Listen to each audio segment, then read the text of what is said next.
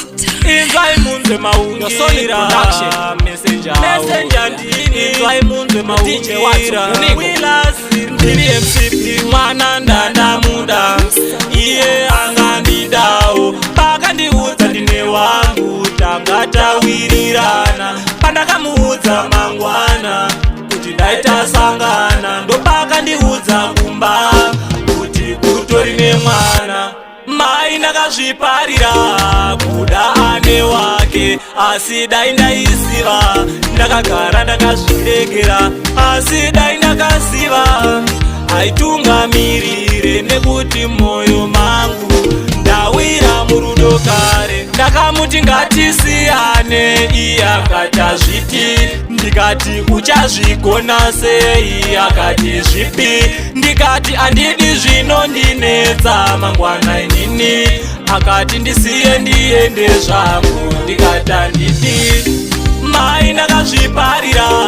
kuda ane wake Asi dai ndaisiva Ndakagara ndakazviregera Asi dai ndakaziva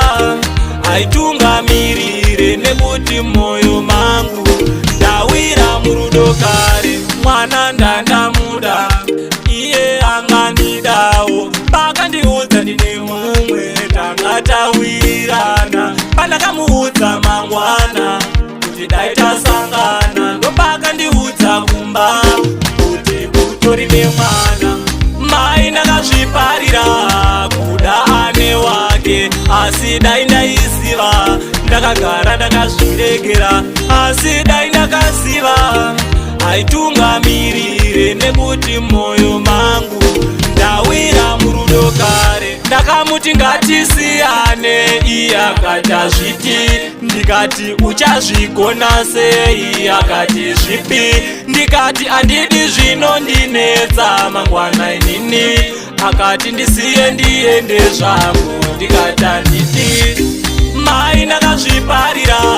kuda ane wake Asi dai ndaisiva Ndakagara ndakazviregera Asi dai ndakaziva Aitungamirire nekuti moyo mangu Ndawira murudo kare